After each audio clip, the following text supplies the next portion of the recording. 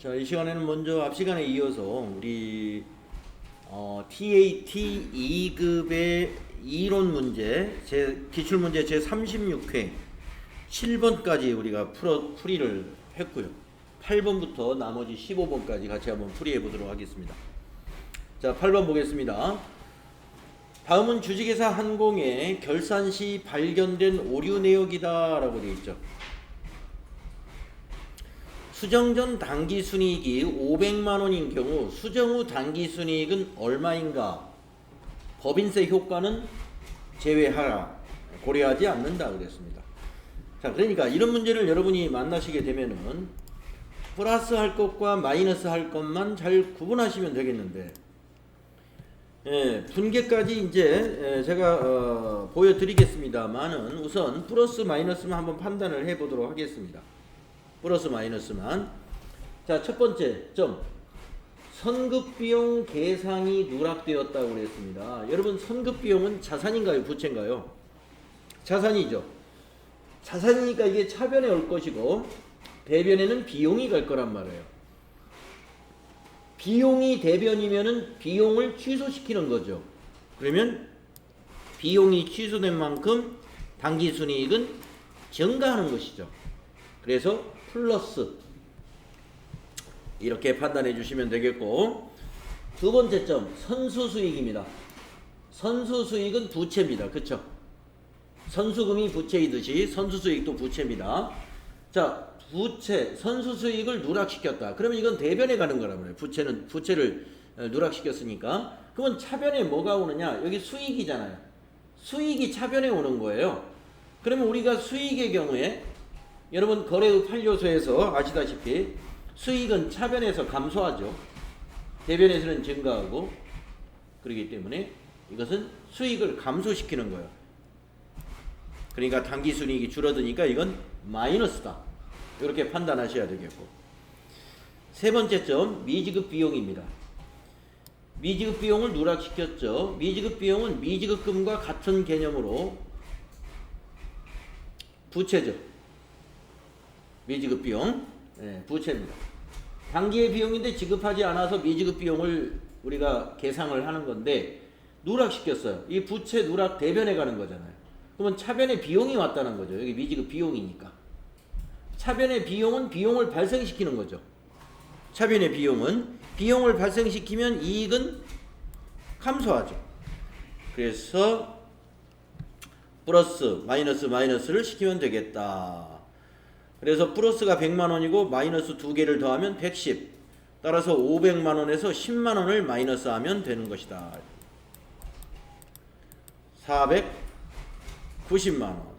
그래서 8번은 2번이 답이 되겠죠. 이걸 한번 분계로 제가 보여드린다면, 뭐 지금 설명드린 바와 같이 첫 번째 점에 선급비용 누락이라고 하는 것은 이걸 누락시킨 거죠. 차변에 선급비용 100만원,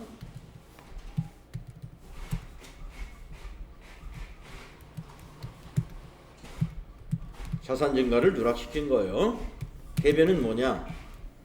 대변에 오는 게 비용이에요. 예를 들어서 비용하면 대표적으로 이제 보험료를 많이 예를 들을 수가 있는데, 보험료, 비용이 해당되는 것이 보험료가 되든 임차료가 되든 대변에 가는 건 보험료입니다. 비용을 발생시키는, 취소. 대변에 비용을 잡으면 비용이 취소되지 않습니까? 그 다음에 두 번째 거는 뭐냐? 이거죠. 선수수익을 계상을 누락했다. 그러면 선수수익이 부채니까 대변이니까 차변은 수익계정 과목이 옵니다.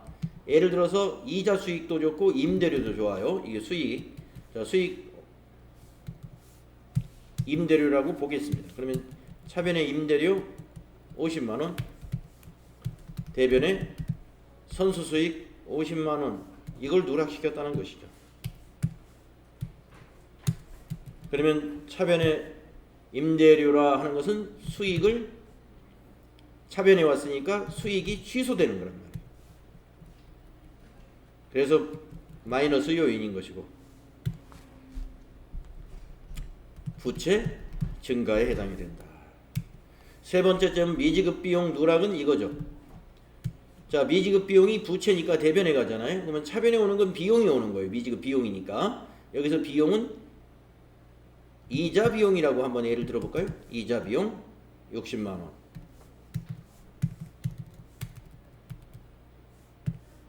60만 원. 대변은 이자를 지급하지 못했다 해서 미지급 비용 60만 원. 이러한 회계 처리를 의미하는 것이죠. 그래서 이거의 결합관계가 차변의 이자 비용이기 때문에 비용이 발생된다 이거예요. 대변의 미지급 비용은 부채가 증가하는 거다. 그래서 이건 이 당기순이익에 미치는 영향만 보기 때문에 뭐만 봐요? 비용 취소된 거하고 수익이 취소된 거하고 비용이 발생한 거 이것만 가지고 판단해야 되겠죠. 자, 비용을 취소시키면 이익은 늘어나는 겁니다. 그래서 아까 여기는 플러스다.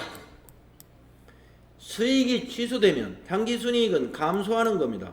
감소하기 때문에 빼주자 그랬고 비용이 발생하면 당기순이익이 역시 감소합니다. 따라서 감소하기 때문에 빼주자 그랬습니다. 더하기 빼기가 그래서 나오는 거죠. 이해하셨죠? 다음에 9번 문제로 가보면요. 이제 부가가치세 문제네요. 다음 중 부가가치세법상 과세대상 재화의 공급에 해당하는 것은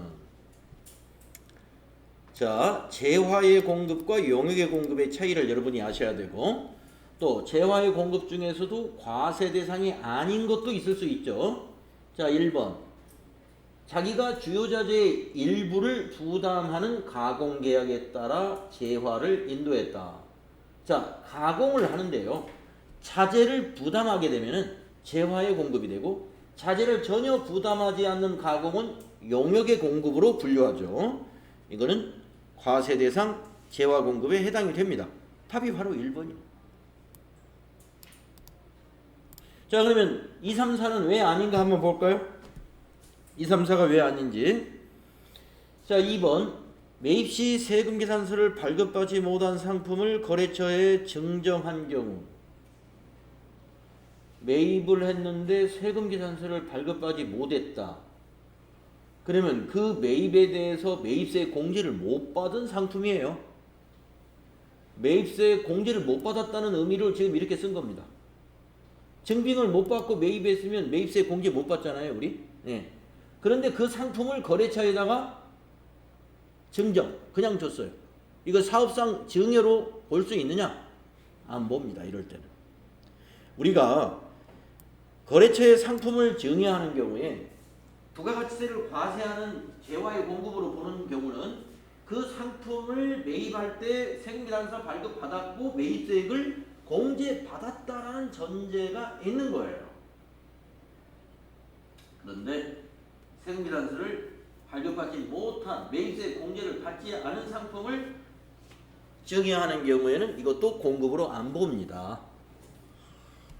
다음 3번 사업자가 아닌 개인이 사용하던 승용차를 중고차 매매상에게 판매한 경우 우리 개인이 이런 경우 많이 있죠. 자, 사업을 하지 않는 개인을 말하는 거예요. 개인 사업자가 아니라 사업자가 아닌 개인. 네. 사업자가 아닌 근로소득만 있는 이런 소득자라든가 이런 사람이 승용차 팔았어요. 중고상에다가. 그러면 우리가 부가가치세 내야 되나요?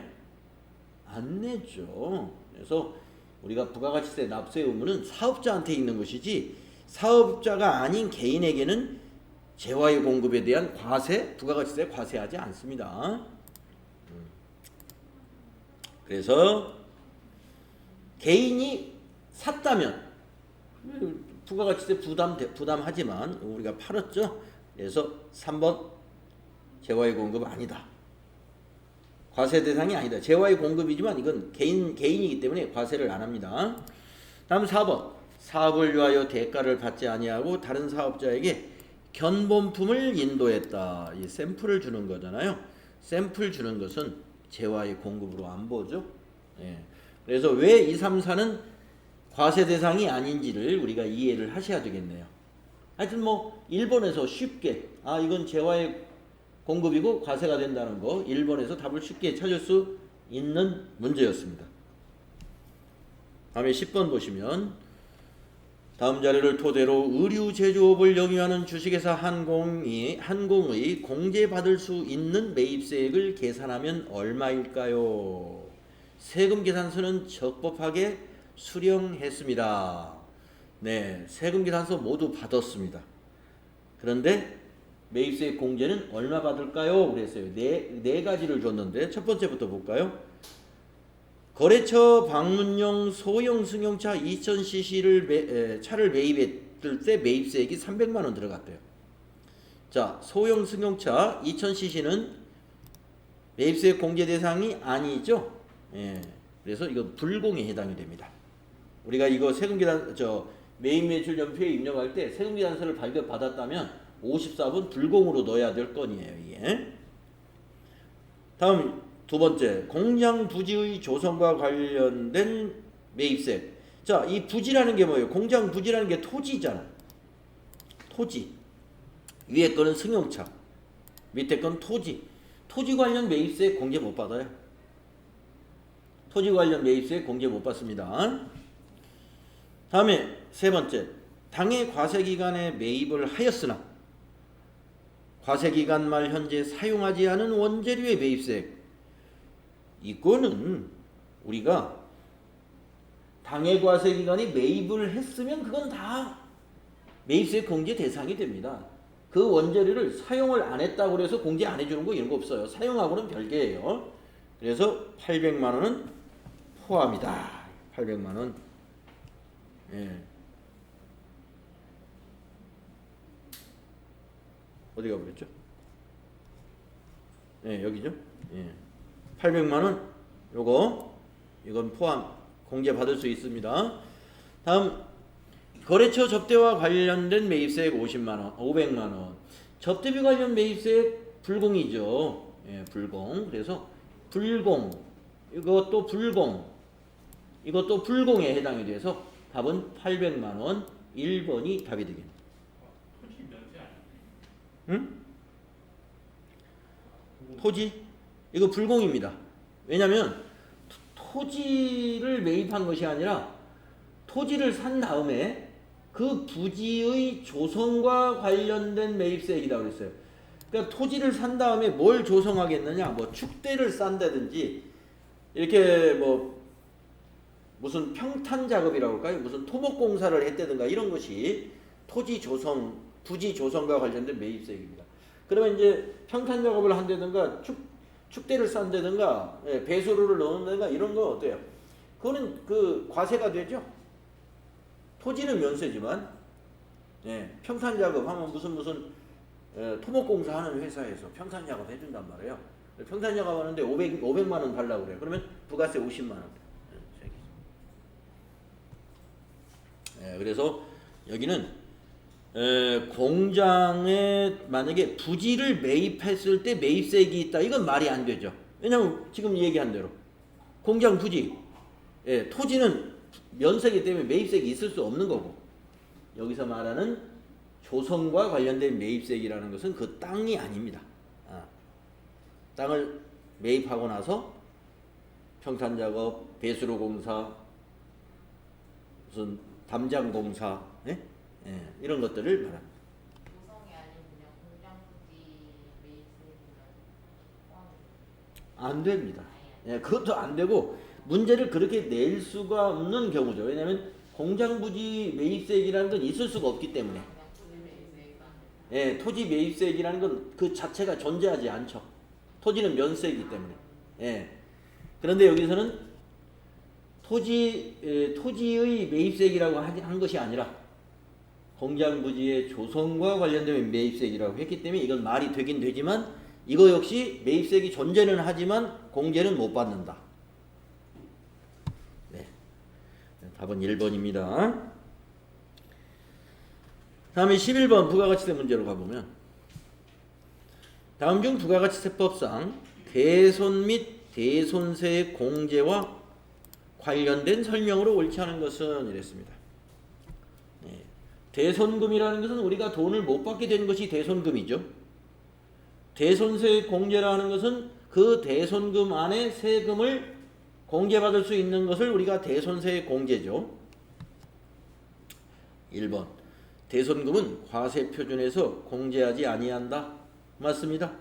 여러분 우리가 이제 과세표준에서 공제하지 말아야 될 게 장대하죠. 장려금, 대손금, 하자보증금 과세표준에서 빼서는 안 된다. 맞고요. 2번 공급받는 자의 파산 및 강제 집행이나 그 밖의 사유로 대손이 확정되어 회수할 수 없는 경우 대손세액 공제를 적용받을 수 있다. 그렇죠. 네. 우리가 대손세 공제를 받는 사유에 파산이나 강제 집행에 따라서 대손이 확정되면 대손세 공제 받을 수 있습니다. 네. 그래서 2번도 맞았습니다. 옳지 않는 걸 찾는 거니까 아직 답이 없어요. 3번 대손세 공제는 공급일부터 5년이 경과한 날이 속하는 과세기간에 대한 확정기한까지 적용받을 수 있다. 이거 틀렸습니다. 작년까지는 5년이에요. 작년까지는. 우리 부가가치세법 2020년도 개정안에서 이게 10년으로 바뀌었습니다. 예, 그래서 지금 요 기출문제가 지금 이 36회 문제는요. 2000년도 출제된 문제가 아니라 지난해 2019년도 출제된 문제입니다. 그래서 2019년도에는 3번이 맞는 보기예요. 그러나 올해는 이 3번 보기는 틀린 보기입니다. 5년이 아니라 10년으로 바뀌었기 때문에. 그래서 이 문제는 작년 기준으로 우리가 해석을 해서 3번 그냥 맞다고 하는데 올해는 틀린 거예요. 4번 애정신고 기간에도 대손세액 공제가 가능하다. 이게 틀렸어요. 우리가 대손세액 공제는 확정신고 때만 해줍니다. 애정신고 때는 하지 않습니다. 그래서 애정신고 기간에는 대손세액 공제가 없어요. 4번이 틀린 겁니다. 그리고 여기 3번 보기는 이제 앞으로 금년에는 10년으로 개정되었다는 것도 함께 알아두시고. 자, 다음에 12번 소득세 문제네요. 다음은 거주자 김한공 씨의 2020년 소득 내역이다. 이를 토대로 김한공 씨의 종합소득 과세 대상 소득 금액을 계산하면 얼마일까요? 네, 김한공 씨가 어떤 사업을 하는 사람인가 한번 보겠습니다. 자, 첫 번째, 논밭을 작물 생산에 이용하게 함으로써 발생하는 총 수입액. 여러분, 논밭에서 작물 생산하는 것은요 비과세예요. 예. 이거는 과세가 아니죠. 그 다음에 두 번째, 고가주택을 임대하고 임대료로 받은 소득. 네, 자 여기서 고가주택이라고 하는 것은요, 우리가 9억 원 이상의 주택을 우리가 일반적으로 고가주택이라고 그럽니다. 그렇기 때문에 이것은 과세죠. 임대하고 임대료를 받았대요.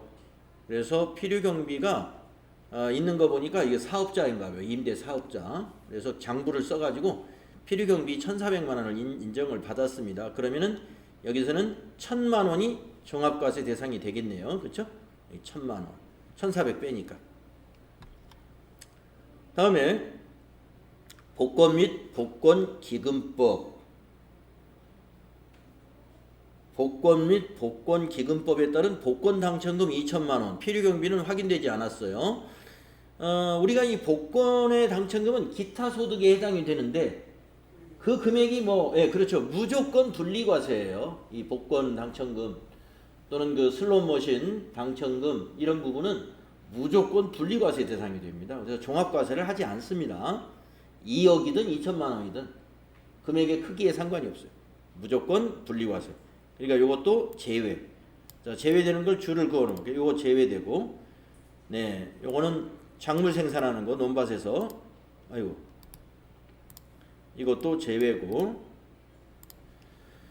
그다음에 이제 네 번째, 일시적인 문해 창작의 대가. 예, 일시적이라는 건 사업자가 아니라는 뜻이에요. 예, 사업자가 아니면 기타 소득이에요.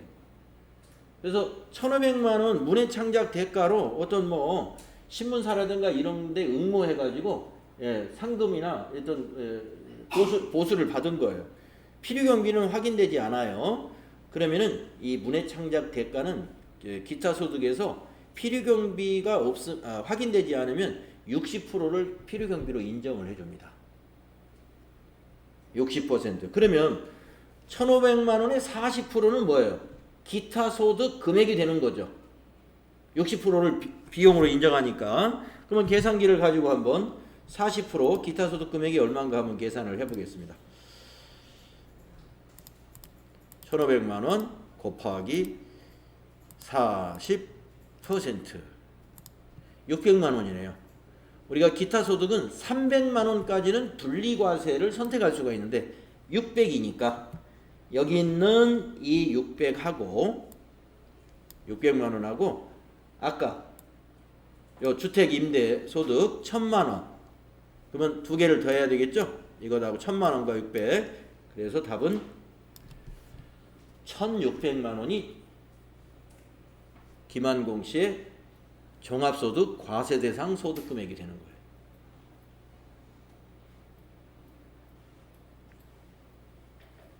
아시겠죠? 아까 이건 비과세, 이건 분리과세. 네. 두 개는 하나는 비과세, 여기 세 번째 건 분리과세. 문해창작 대가는 기타 소득으로서 60%를 비용으로 빼야 돼요. 40%만 계산하면 600이다. 다음에 13번 문제를 보겠습니다.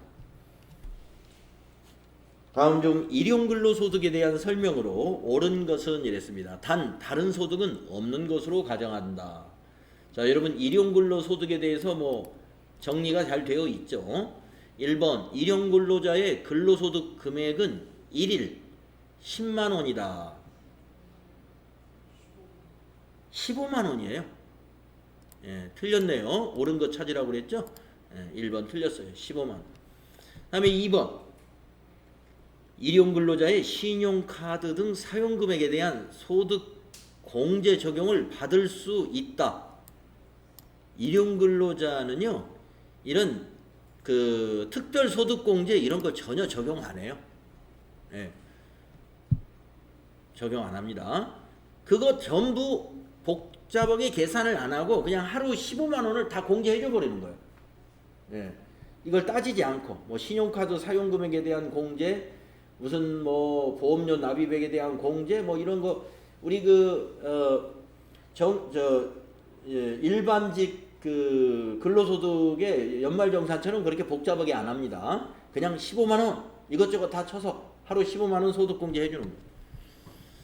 2번 틀렸고 3번 일용근로자의 근로소득에 대해서는 근로소득 세액공제가 적용된다. 예, 근로소득 세액공제 적용되지요. 옳은 것은 3번이고요. 그러면 여러분 근로소득세를 구해가지고 이 세액공제 몇 퍼센트 해줄까요? 55%. 55%입니다.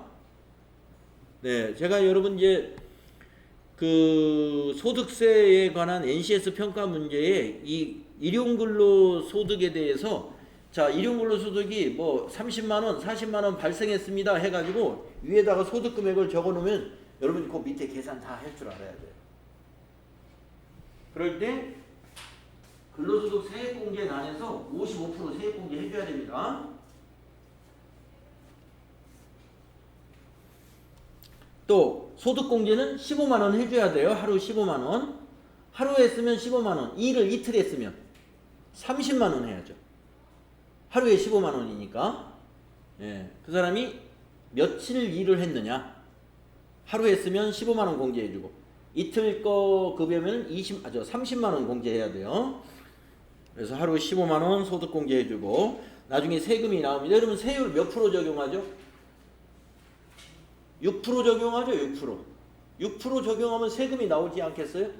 자, 어떤 사람이 일당 30만 원을 받았다고 볼 거예요. 하루 일해가지고. 그러면 일단 15만 원을 뺍니다. 소득공제 15만 원. 그 사람의 소득 금액은 15만 원이래. 돈을 30 받았지만 15만 원 소득공제 하니까 15만 원의 6%를 계산합니다.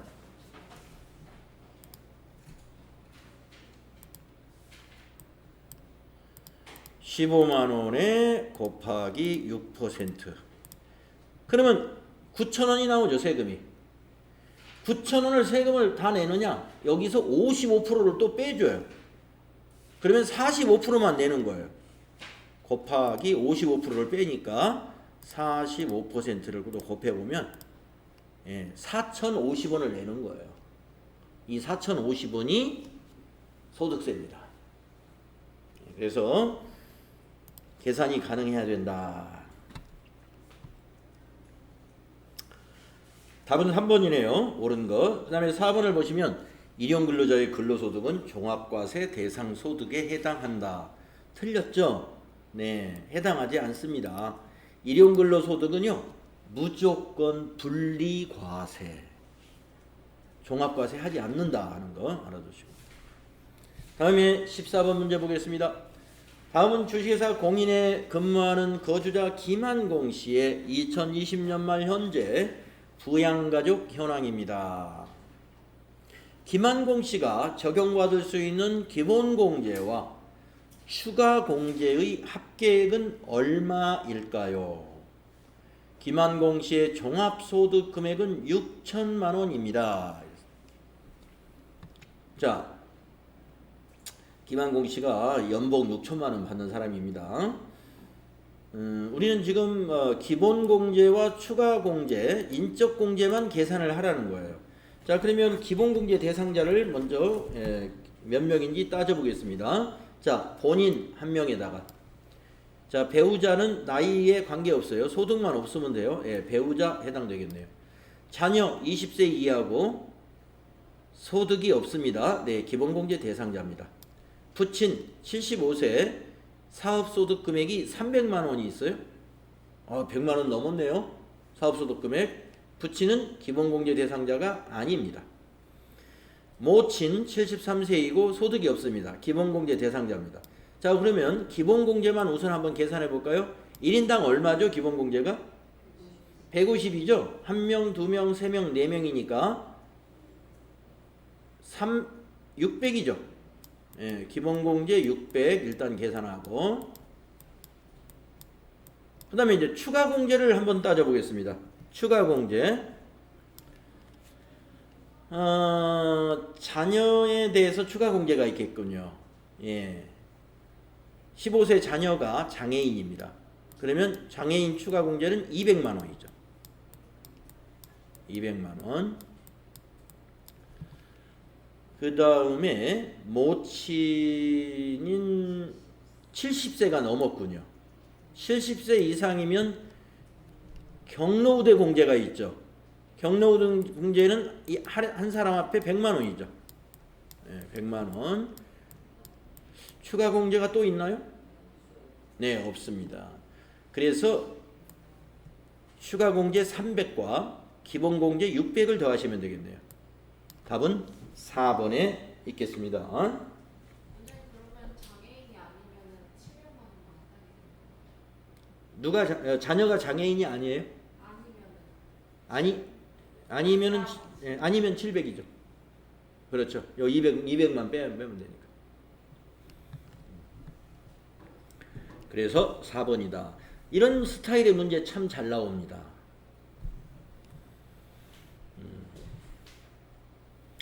다음에 15번 문제로 가볼게요.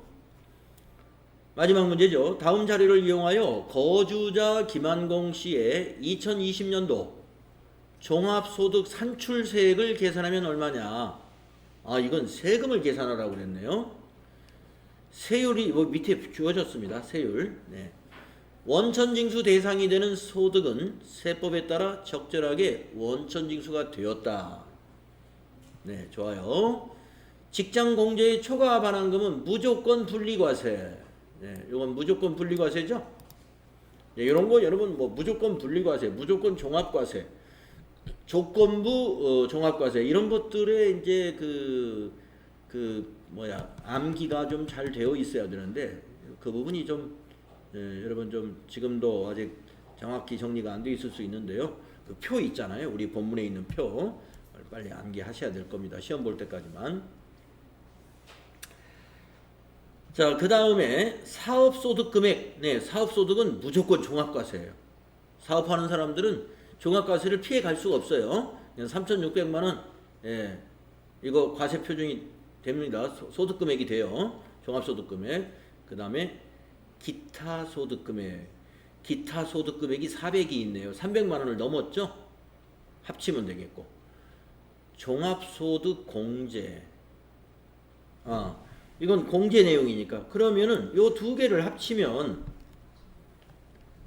4천만 원이 되죠. 그렇죠?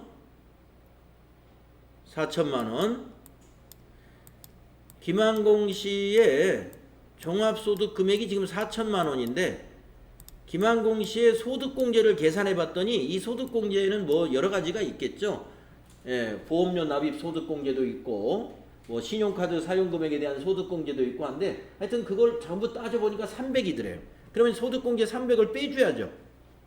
빼기 이거 마이너스 하는 거죠. 그러면 과세 표준이 얼마냐?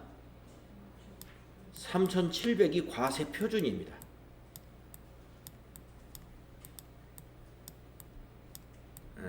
3,700만 원이 과세 표준이에요. 여기 밑에 표가 있네요. 종합소득 세율이 다음과 같다.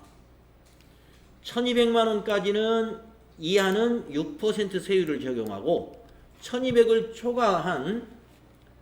초과해서 4,600만 원 이하까지는 15%를 적용한다. 예. 그러면은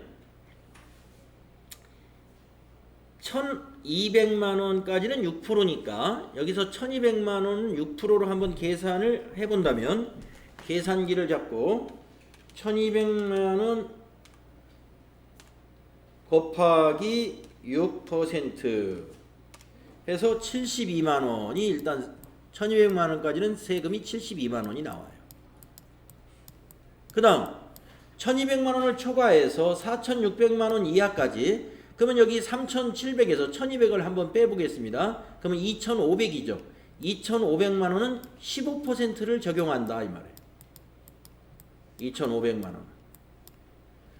자 그러면 2,500만 원 곱하기 15% 세율을 한번 계산해 보면 375만 원이 나옵니다. 예, 이 두 개를 더하면 김한공 씨의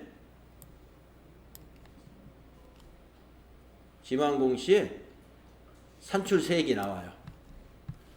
자, 두 개 더하면 447만 원인가요? 네, 447만 원 1번 답이 있죠?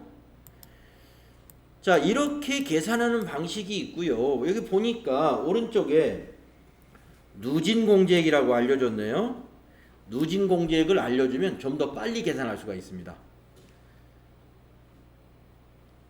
과세표준 3,700에다가 바로 여기 중간 세율을 이용하지 말고 15%를 바로 곱해버려요. 한번 곱해볼까요? 3,700만 원 곱하기 15% 했더니 555만 원이 나왔네요. 여기에서 이걸 빼주는 겁니다. 누진공제라고 하는 마이너스 1080000 하면은 똑같은 금액 108만 원을 빼게 되면 요 금액이 똑같이 나와요. 그래서 세율표를 보고 1,200만 원까지 6% 적용해서 계산하나 숫자 내고 1,200만 원을 초과한 금액 2,500만 원에 대해서 15% 적용해 가지고 375만 원을 산출해서 두 개를 더하는 방식이 있고 이 과세 표준에다 직접 15%를 곱해서 누진 공제액을 차감해도 이 금액이 나온다. 네, 여기서 중요한 건 과표를 정확히 찾아내는 겁니다. 그래서 이 보기에서는 직장 공제에 초과반환금은 종합과세 대상이 아닌 무조건 분리과세라는 걸 알면 요 두 개만 더해서 소득공제 빼주면 이게 과세 표준이 되는 거예요. 네, 15번 소득세액을 산출해보는 그런 문제였습니다.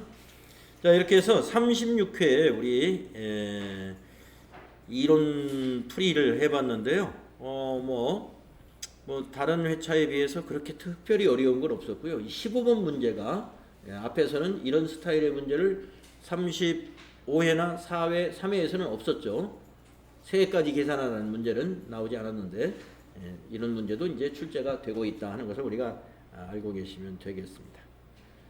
혹시 추가적인 질문 있으신가요?